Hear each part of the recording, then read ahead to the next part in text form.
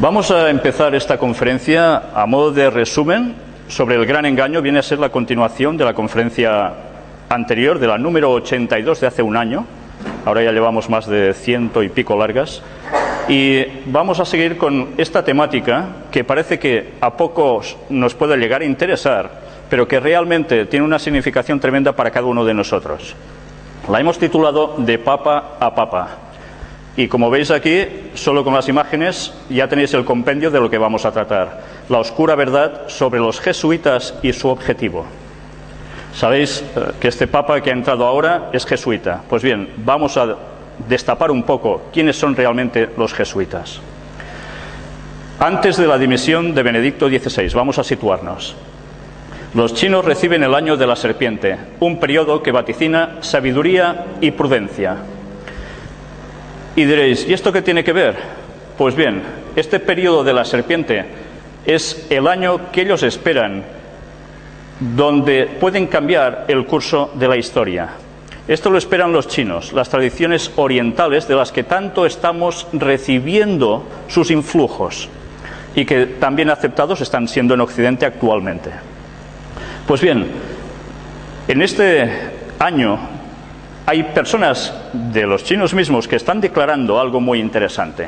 Dentro de sus augurios para el nuevo año, Zhang dijo que será un buen año para los negocios, las reparticiones y los asuntos políticos, ya que el único reptil del calendario chino es símbolo de buena fortuna y sabiduría.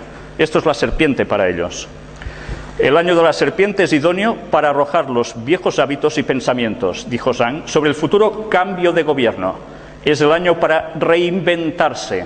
Las serpientes cambian de piel y los humanos también podemos hacerlo, resumió. Fijaos que estamos hablando de China, pero es que esto mismo es lo que ha sucedido en el Vaticano. También se han reinventado, se han mudado de piel. Lo han hecho o no con el cambio de papa. Vamos a verlo. Aquí tenéis, llega el año de la serpiente, que además es llamada también el pequeño dragón. Aquí lo tenéis, no son invenciones, y que además coinciden cada vez que sucede este año de la serpiente o del pequeño dragón en marcadas desgracias para la humanidad. Año de la serpiente o pequeño dragón de agua significa cambio y desgracias.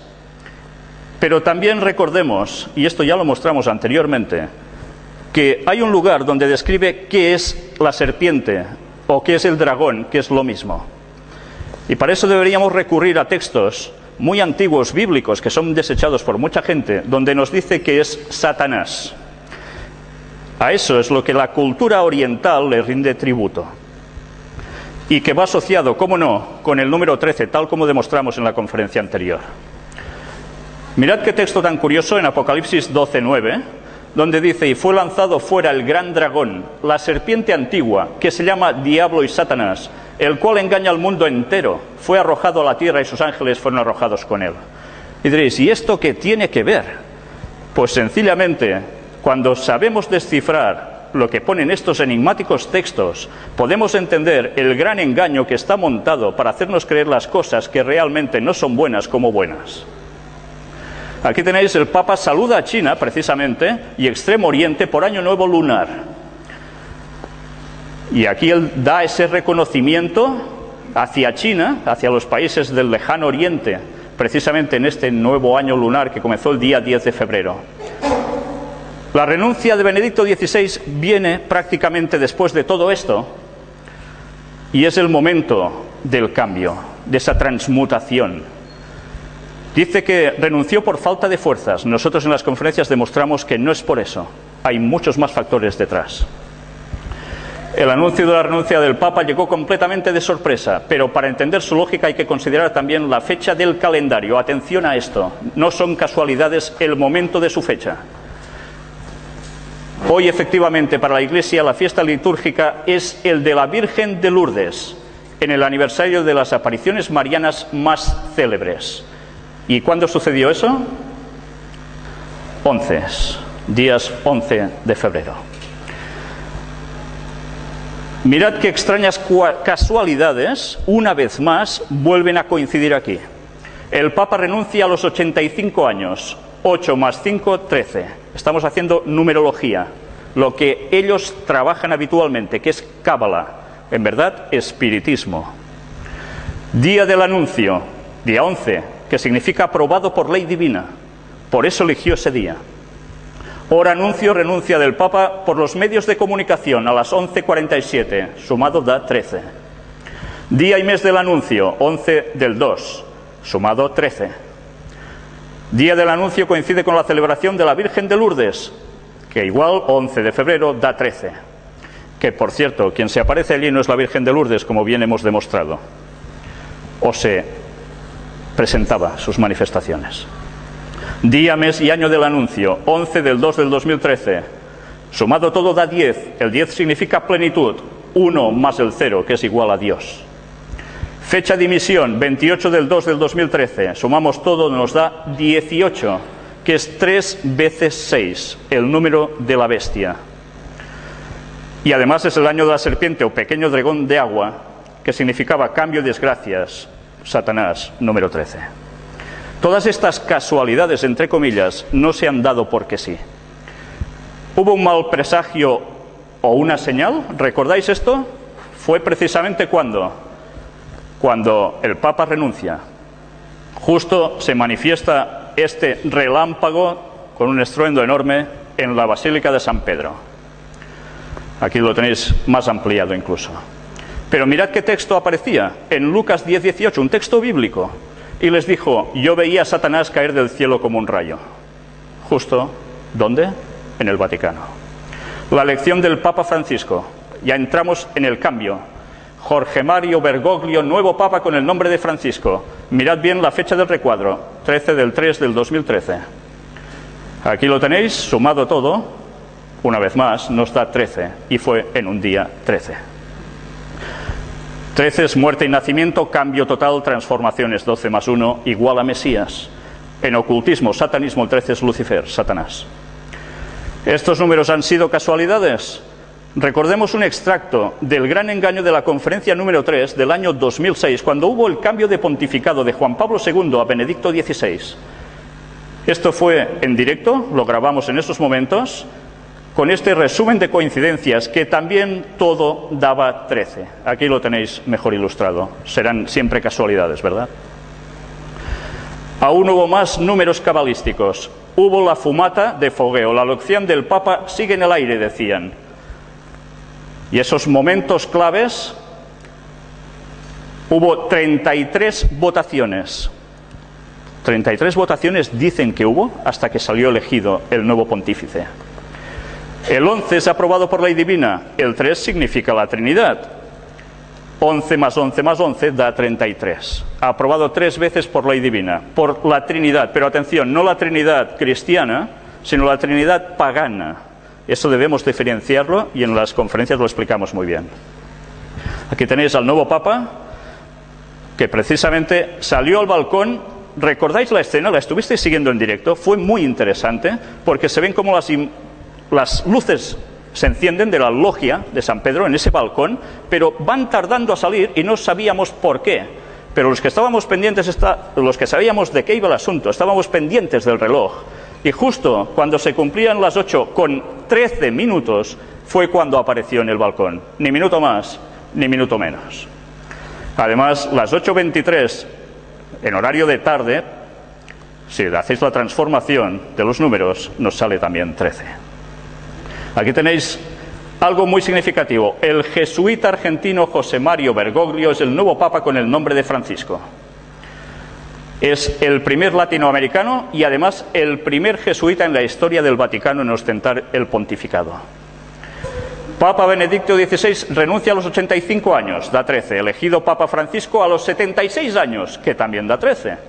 La elección del Papa Francisco ha sido en la semana número 11 del año. La sede papal ha estado vacante 13 días. Fue ordenado sacerdote de la Compañía de Jesús por Monseñor Ramón José Castellano, arzobispo emérito de Córdoba, en Argentina, un día 13. ¿Y qué más sucedió? ¿Cuándo fue la hora de la fumata blanca? Las 19:06, que son las 7:06 p.m., que una vez más daba 13. Pues bien, además hubo esa intronización el día 19 de marzo, como no, tenía que dar 13, por supuesto.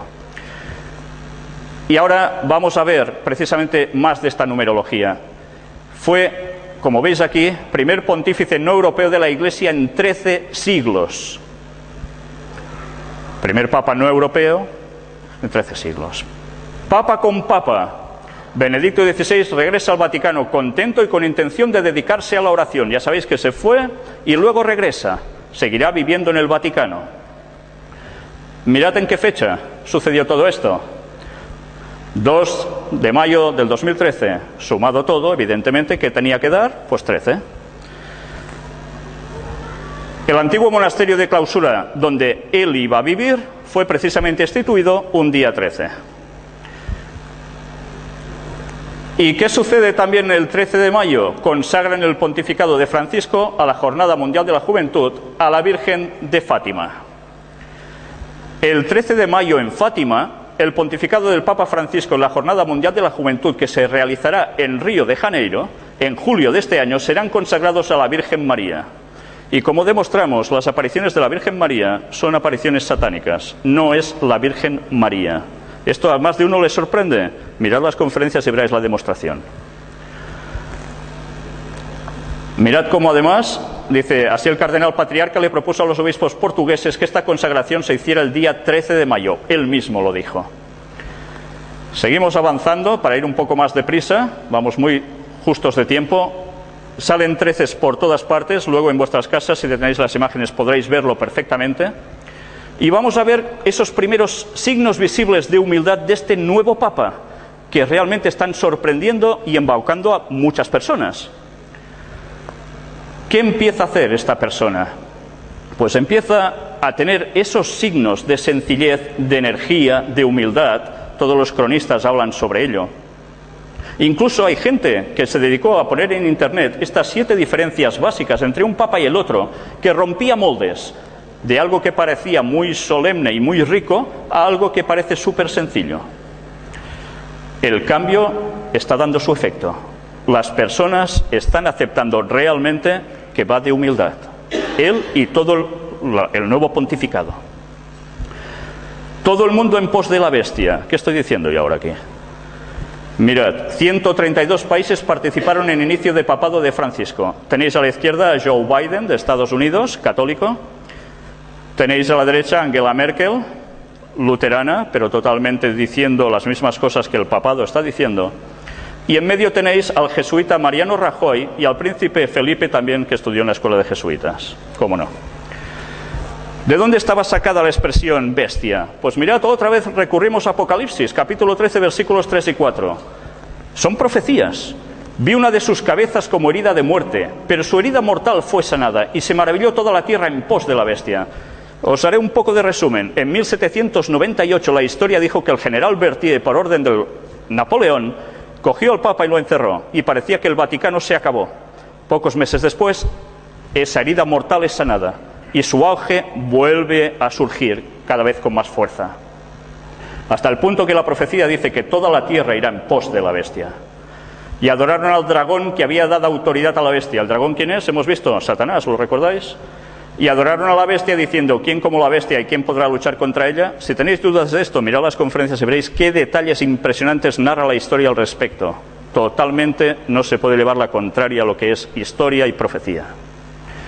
Mirad esta imagen, Papa Francisco con la cruz quebrada y su escudo papal. Mostramos que esta cruz quebrada es del siglo VI, ahora hablaremos de todo esto, y este es el escudo papal, con una insignia en medio muy interesante. Mirad que surge de este libro, de Piers Compton, un católico declarado, y nos narra de dónde surge la cruz partida. Este crucifijo torcido es un símbolo siniestro usado por los satanistas en el siglo VI, que había sido revivido para la época del Vaticano II.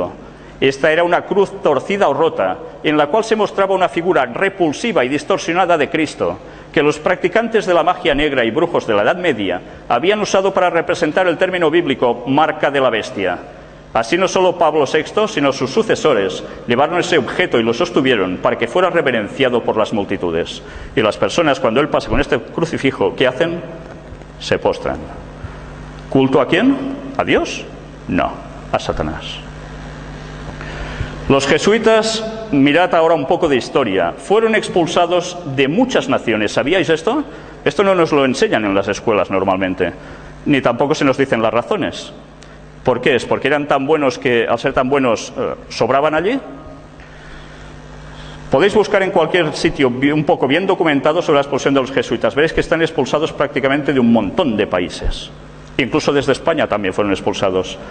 Pero todo esto tiene una explicación, y la iremos viendo ahora en breve. En España la Compañía de Jesús quedó en situación de ilegalidad como consecuencia de la aplicación del artículo 26 de la Constitución de la Segunda República Española de 1931. Atención al año, relativo al cuarto voto de obediencia al Papa. Ahora veremos qué es el cuarto voto de obediencia al Papa. En 1931 son expulsados. ¿Qué sucede pocos años después en España? ¿Lo recordáis? La Guerra Civil Española. ¿Qué ha sucedido después de cada país donde han sido expulsados los jesuitas? Una guerra. Y ellos, al cabo de nada, vuelven otra vez allí. Estad atentos a Corea, porque en Corea sucedió lo mismo. Y aquí tenéis el Papa Negro, que es Adolfo Nicolás, el general superior de los jesuitas. Sabéis que ellos funcionan como una orden militar. Y a la derecha el Papa Blanco. ¿Quién manda en verdad? ¿El Papa Blanco o el Papa Negro? El Papa Negro es el general de la orden, el otro no. Y ahora vamos a ver el juramento de los jesuitas, y que es la verdadera causa de su expulsión. Lo que vais a ver ahora está extraído de las palabras de Alberto Rivera, un ex jesuita que, por decir lo que dijo, le costó el envenenamiento y su muerte. Estad atentos a lo que ahora vais a ver. El lado oculto de los jesuitas, su juramento extremo. ¿Veis su insignia? Luego hablaremos un poco. En este extracto nos dice: el propósito de la orden jesuita, formalmente establecido por el Papa en 1540, es destruir la reforma protestante. Ellos lo llaman la contrarreforma. Nicolini de Roma escribió: los jesuitas, por su mismo llamado, por la misma esencia de su institución, están ligados a buscar por cada medio, recto o malo, la destrucción del protestantismo. Esta es la condición de su existencia, el deber que ellos deben cumplir o cesar de ser jesuitas. Y aquí tenéis de dónde está extraído, 1894. Y ahora mirad el extracto del juramento de los jesuitas. Para este fin el jesuita profeso se tiene obligado a sí mismo con un juramento, parte del cual fue publicado en 1899. Y vamos a ver qué pone allí. Ahora yo renuncio y desconozco mi lealtad debida a cualquier rey herético, príncipe o estado, llámense protestantes o liberales, o la obediencia a cualquiera de sus leyes o magistrados u oficiales. Luego declaro que la doctrina de las iglesias de Inglaterra y Escocia, de los calvinistas, hugonotes y otros del nombre protestante o liberales, ser condenables, y ellos mismos ser condenables los que no abandonarán las mismas. Luego declaro que yo ayudaré, asistiré y aconsejaré a todos o algunos de los agentes de su santidad en el lugar donde yo esté, en Suiza, Alemania, Holanda, Dinamarca, Suecia, Noruega, Inglaterra, Irlanda o América, o en cualquier otro reino o territorio al que yo vaya, y haré mi máximo esfuerzo para extirpar a los herejes protestantes o las doctrinas liberales y destruir todo pretendido poder, que sea legal o no. En 1981, Alberto Rivera denunció estas cosas. Aquí tenéis a Adolfo Nicolás, español. Ceremonia de introducción y juramento extremo de los jesuitas. Habla el superior. ¿Sabéis? Ellos tienen grados como la masonería. Los de abajo no saben nada. Creen en lo que hacen. Son sinceros. Pero a medida que van subiendo se van enterando de realmente qué es lo que los mueve y qué función va a ser la suya. Hijo mío, hasta aquí tú has sido enseñado para actuar como el disimulador entre los católicos romanos, para ser un católico romano y para ser un espía aún entre tus propios hermanos, para no creer a ningún hombre, para no confiar en ningún hombre. Entre los reformadores, para ser un reformador. Entre los hugonotes protestantes franceses, ser un hugonote. Entre los calvinistas, ser un calvinista. Entre los protestantes, aquellos que protestan y están en desacuerdo con la institución católica romana, generalmente ser un protestante. Y obtener su confianza y buscar aún predicar desde sus púlpitos. Y denunciar con toda la vehemencia, emoción violenta, en tu temperamento a nuestra santa religión y al Papa, y aún descender tan bajo como para llegar a ser un judío entre los judíos, para que tú puedas estar habilitado a reunir toda la información para el beneficio de tu orden, como un fiel soldado del Papa. ¿Sabéis qué es esto? Infiltración. Se harían pasar por protestantes, como grandes predicadores incluso. Se pondrían también, no solo esto, porque hay más, en política, para llevar al pueblo al objetivo que ellos pretenden, la sumisión al Vaticano. Y sigue hablando de todo lo que harían, y la verdad es que es realmente escalofriante, porque hablan de que si conviene matar, matarán. Casi nada. Todo esto lo podréis ver en detenimiento en vuestras casas. Mónita secreta de los jesuitas o instrucciones reservadas. Esto aún se puede encontrar. ¿Era secreto? Se destapó. Aquí lo tenéis. Y aquí es donde Alberto Rivera explicó todas sus experiencias. Mirad que también apareció aquí. Los jesuitas fueron hace años expulsados de los territorios de España por conspirar gravemente contra el Estado y la autoridad del soberano, a costa de quien al mismo tiempo vivían y se expandían. Hay que tener presente que durante muchos años en el diccionario de la Real Academia Española, la palabra jesuita era definida como dos cosas: perteneciente a la orden jesuita o bien hipocresía. Esta última definición fue borrada en 1967, ¿por qué sería? En numerosos textos literarios, el hacerse el jesuita es el hacerse pasar por inocente sin serlo. Impresionante. Y vamos a ver unas frases célebres referidas a los jesuitas. John Adams, segundo presidente de los Estados Unidos de América. La historia de los jesuitas quizás no se ha escrito de forma muy elocuente y sin embargo está apoyada por autoridades incuestionables. La restauración de la orden jesuita en el año 1814, llevada a cabo por el Papa Pío VII, representó ciertamente un paso hacia la crueldad, la oscuridad y el despotismo y muerte. No me gusta la apariencia de los jesuitas. Si alguna vez ha habido algún grupo de hombres que ha merecido condenación aquí en la tierra y en el infierno, esta es la sociedad de Ignacio de Loyola, los jesuitas. Se los conocía muy bien, porque luego veréis qué hicieron ellos en Estados Unidos y que no nos han explicado en las escuelas. Abraham Lincoln, todos lo conocéis. La guerra civil americana nunca hubiera sido posible sin la siniestra influencia de los jesuitas. ¿Ahora entendéis por qué sucedió la guerra de secesión en los Estados Unidos? Querían someter la nueva nación a Roma, cuando surgió como protestantes. Samuel Morse, el inventor del telégrafo. Los jesuitas son una sociedad secreta, como tipo de orden masónica, pero con sobreañadidas horrorosas y detestables características, 1000 veces más peligrosa. Y mirad las instrucciones secretas de Loyola, su fundador.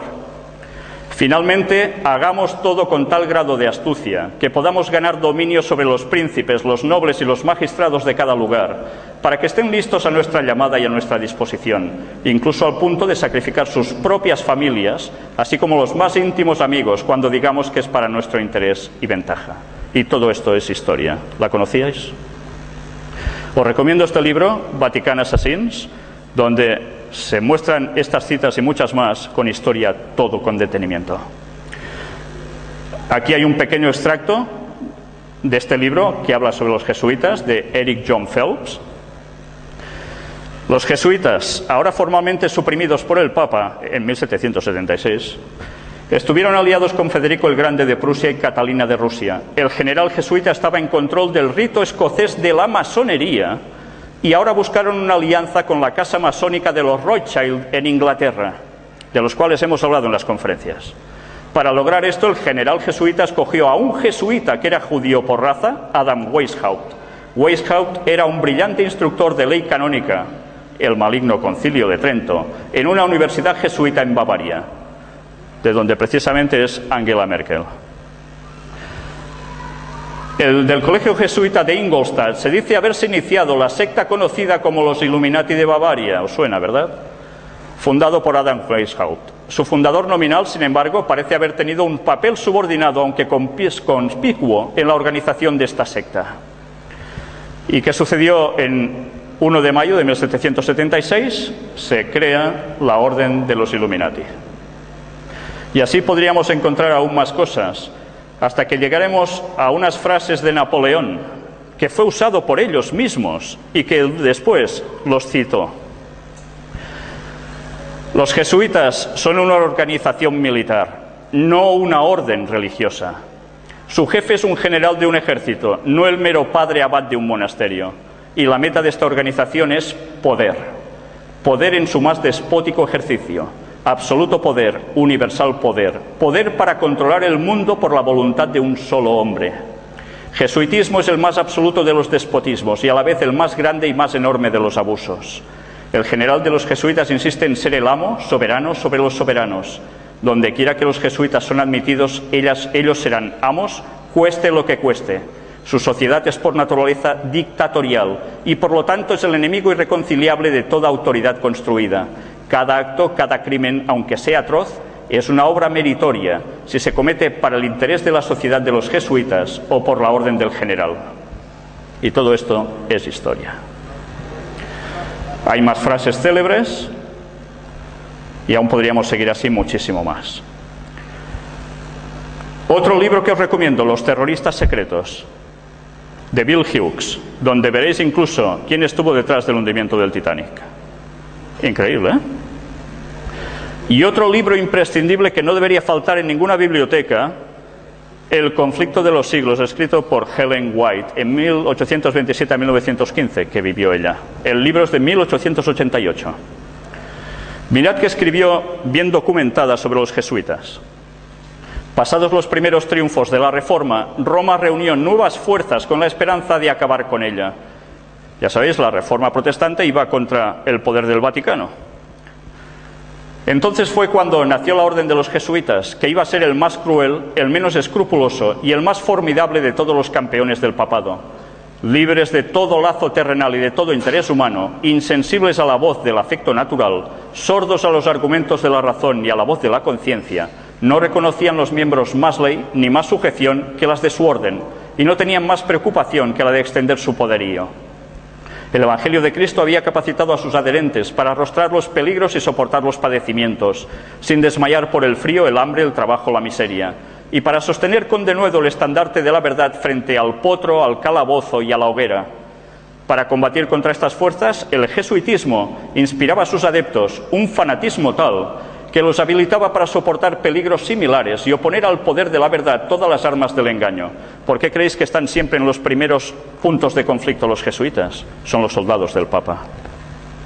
Para ellos ningún crimen era demasiado grande, ninguna mentira demasiado vil, ningún disfraz demasiado difícil de llevar. Ligados por votos de pobreza y de humildad perpetuas, ¿os suena de algo esto? Estudiaban el arte de adueñarse de la riqueza y del poder para consagrarlos a la destrucción del protestantismo y el restablecimiento de la supremacía papal. ¿El nuevo papa jesuita no está mostrando estas facultades? Las mismas. La historia no cambia, los personajes siguen lo mismo. Al darse a conocer como miembros de la orden, se presentaban con cierto aire de santidad, visitando las cárceles, atendiendo a los enfermos, os suena, ¿verdad?, y a los pobres, haciendo profesión de haber renunciado al mundo y llevando el sagrado nombre de Jesús, de aquel que anduvo haciendo bienes. Pero bajo esta ungida mansedumbre, ocultaban a menudo propósitos criminales y mortíferos. Era un principio fundamental de la orden que el fin justifica los medios. Según dicho principio, la mentira, el robo, el perjurio y el asesinato no solo eran perdonables, sino dignos de ser recomendados, siempre que sirvieran los intereses de la Iglesia. Con muy diversos disfraces se introducían los jesuitas en los puestos del Estado, por eso fueron expulsados, elevándose hasta la categoría de consejeros de los reyes y dirigiendo la política de las naciones. Se hacían criados para convertirse en espías de sus señores, establecían colegios para los hijos de príncipes y nobles y escuelas para los del pueblo, y los hijos de padres protestantes eran inducidos a observar los ritos romanistas. ¿Se dedican o no los jesuitas a la educación? Es su punto clave, ¿verdad? ¿Para qué creéis que es? Para preparar a los niños para después. Toda la pompa exterior desplegada en el culto de la Iglesia de Roma se aplicaba a confundir la mente y ofuscar y embaucar la imaginación para que los hijos traicionaran aquella libertad por la cual sus padres habían trabajado y derramado su sangre. Los jesuitas se esparcieron rápidamente por toda Europa y donde quiera iban lograban revivar el papismo. Para otorgarles más poder, se expidió una bula que restablecía la Inquisición. No obstante, el odio general que inspiraba, aún en los países católicos, el terrible tribunal fue establecido por los gobernantes obedientes al Papa. y muchas atrocidades demasiado terribles para cometerse a la luz del día volvieron a perpetrarse en los secretos y oscuros calabozos. En muchos países miles y miles de representantes de la flor y nata de la nación, de los más puros y nobles, de los más inteligentes y cultos, de los pastores más piadosos y abnegados, de los ciudadanos más patriotas e industriosos, de los más brillantes literatos, de los artistas de más talento y de los artesanos más expertos, fueron asesinados o se vieron obligados a huir a otras tierras. Y ahora los jesuitas vuelven a tener el poder. ¿Creéis que la cosa va a cambiar en verdad si no comulgáis con lo que ellos quieren? La religión ecuménica del nuevo orden mundial, este es su propósito. Este nuevo Papa va a trabajar especialmente para el ecumenismo, para ligar todas las religiones bajo un solo paraguas, pero con alguien mandando. ¿Sabéis quién, no? Lo adivináis. Pues mirad ahora qué aparece en la iglesia de San Ignacio de Loyola en Roma. El Papa asegura que proseguirá el camino del diálogo ecuménico. Está atándose totalmente con los judíos, sobre todo porque el Vaticano, recordad, quiere instalarse en Jerusalén y lo va a hacer todo para ello. Pero además se está uniendo con el Islam, se está uniendo con los protestantes, los ortodoxos, budistas y demás. Y sigue trabajando para ello. Vais a ver ahora una serie de fotografías de la maqueta de la futura iglesia mayor y principal de los jesuitas en Roma, con partes integradas de templos de todas las otras religiones, para conseguir una sola religión mundial. Esto no es ciencia ficción, esto ya existe. Aquí la tenéis. Vamos a ver algún pequeño detalle. ¿No veis construcciones típicas de Rusia, de iglesias rusas, ortodoxas? Mirad qué países aparecen también en sus pies, como España, ¿cómo no? ¿Os recuerda esto a algún otro lugar, verdad? Del mundo islámico en Turquía. Pues ya veis, iglesias de protestantes, todo junto bajo un mismo paraguas. Ese es el trabajo del nuevo Papa, aparentando bondad increíble, haciendo el bien y ayudando a la población, se los va a ganar. La crisis irá más. Ellos son los que a través de Cáritas van a dar de comer al pueblo, a mucho pueblo. ¿Morderéis la mano que os da de comer? ¿O pasaréis por sus leyes? Pues eso es lo que están buscando. Y mirad qué sorpresa, el origen del Reiki. ¿De dónde procede? En este libro está muy bien documentado el origen del Reiki. De Japón, sí. ¿Pero de quién? De los jesuitas. Trabajaron especialmente con espiritismo, haciéndolo pasar por influencias de energía cósmica que penetran en nosotros y que damos a los demás. En verdad es espiritismo, es satanismo. Y hay mucha gente que lo hace de todo corazón y no sabe lo que están haciendo realmente. Pues este es el origen, en verdad, de jesuitas. Casi nada. Por tanto, si queréis información, mirad todo el apartado en las conferencias sobre puertas dimensionales, donde veréis qué cantidad de distintas materias se están utilizando para llevar a la gente a todo esto a través del movimiento de la nueva era, y no nos estamos ni enterando. Pero claro, decir estas cosas sé que no gustan, pero hay que decirlas. Y vamos a terminar con algo muy interesante. Iglesia del Jesús y San Ignacio de Loyola. Esta es la iglesia que está en Roma, la sede era de los jesuitas, y mirad la gran bondad en la que se muestra San Ignacio de Loyola, su máximo. Aquí lo tenéis. Esto es en el pórtico, en la entrada, una mano extendida con cabeza mística, mirando arriba, pero ¿qué está pisando? ¿El suelo? Con un pie sí, pero con el otro está pisando la cabeza de un protestante. Y después nos hablan de ejercicios espirituales para crecer y acercarse a Dios.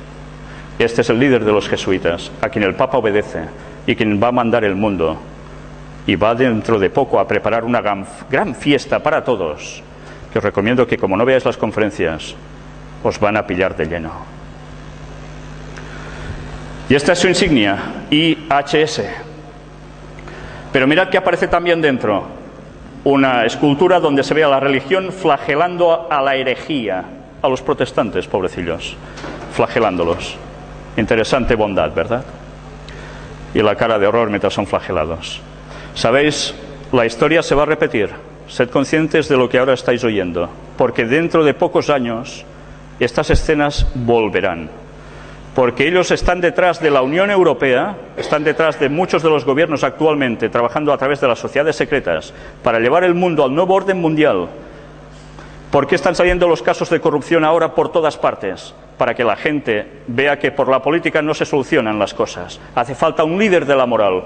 Y mirad las frases de todos los primeros presidentes de cada nación.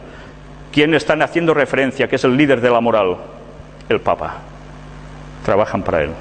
Ahora entenderéis por qué las cosas van por el camino que van. Y por qué todos estos casos se están saliendo precisamente ahora, cuando toda la vida ha sucedido lo mismo.